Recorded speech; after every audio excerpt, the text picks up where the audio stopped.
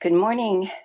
My name is Diana Freeman, and I'm doing the prep work to make this beautiful dress. The pattern is a McCall's pattern. I made this dress many years ago. I don't have it anymore, I'm sorry, but it wouldn't fit me now anyway. So I have to, this one I'm making a size larger. I went from a 14 and now I'm making a 16. And this is a McCall's pattern number 4102. The largest size on this pattern is a 16, a tall 16.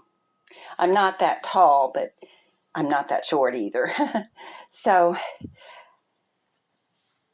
I made 2 other short videos and showing you how my mind process and how I work. This is all of the pieces, including this one, all cut out. So the next task I have to do is to put in tailor tacks. And I chose the collar because I have 2 tailor tacks to make. I made one here, and this is what they look like. And I'm over here, I'm doing one, and I can show you how that's done in just a moment. I want to make a mention of this beautiful fabric that is different colored pansies. And it's called Calico, Keepsake Calico.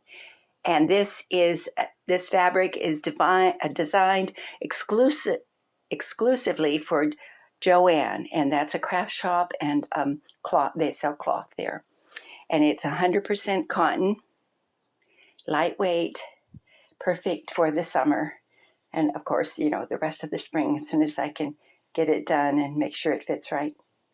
Okay, now I'm choosing, I think this is a very dark green, and this is a royal blue. So they're both very similar, you see there, and they fit in right. See, you can't really see it against the dark, and so it seems like this fabric has more dark in it than the light, so I'm going to choose the dark green, and if I run out, I can switch over to the royal blue, unless I can find some more of this dark green. I thought about this one because it's in that fabric, this light green. And so I decided to use this to make my tailor tacks because it does kind of stand out on the darker shades of the fabric. Now to cut this, I used my pinking shears, and they're like this. And that gives me an edge like this. And that helps my material not to fray while I'm working on it. And I have some ideas for finishing the seam, and we'll get into that later.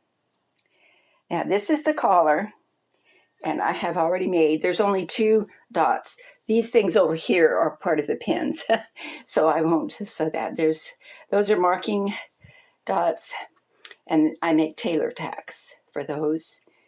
And I'm making this one. You see, I went through one side, and so I have that thread, and I'm going to bring that through here. I'm going to bring it all the way through to about like that. So, and then I'll cut it right there. Cut it, and then that can come back over here. So this one I have 2, and I wanted to do this first because I have to cut one more piece of fabric for interfacing on this one, and also on the interfacing I need to cut 2 for the front of the blouse for the interfacing.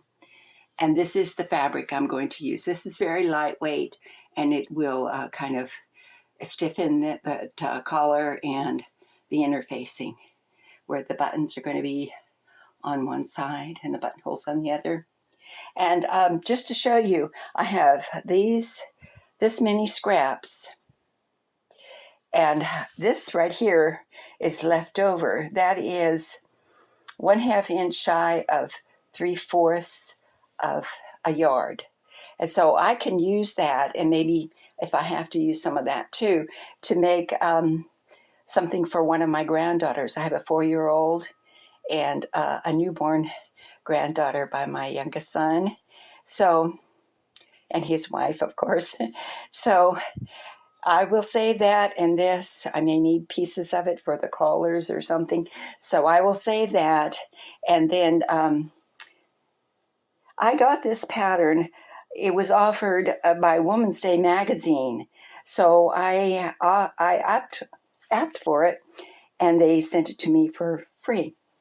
So I'm going to keep this pattern because I can still wear it, and in the future I might get thinner and be able to make a smaller size. But I can also take, if you make something a little larger, you can always take it in, alter it, take it in, make it fit you. If it's too small, it's very difficult to do that.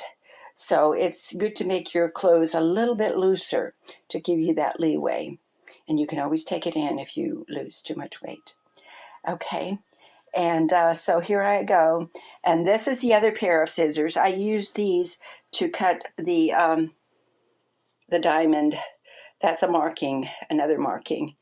The Taylor Tacks are markings for the fabric to line those up together with the interfacing in between to make sure that you're sewing correctly. And then so I have already used the pinking shears. I'll probably put those away, and then I will use this or a smaller pair for cutting thread as I go along. And these are my sewing directions. And this, the first thing I will start on is the bodice, and just getting that all together. I will read each direction, so that will be another day. I think I'm going to spend the rest of this time sewing on finishing these Taylor tacks so that I can get started on making the interfacing that goes between the collar. I only need to make one for the collar and two for this interfacing to sew that on the front of the bodice. So that's where I'm at, and thanks for watching. This is going to be a series of making a dress, and if you sew, I hope you watch all of my, I guess you'd call them tutorials for making a dress. I'm mostly showing and telling, but I may get my other camera working. I have trouble getting it focusing right and get it set up so that you can see me actually sewing during some of these other films that I am planning.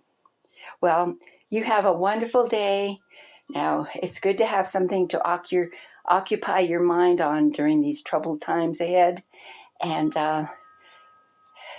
keep working, keep taking it one day at a time. Have a wonderful day. Please like and subscribe. Bye now.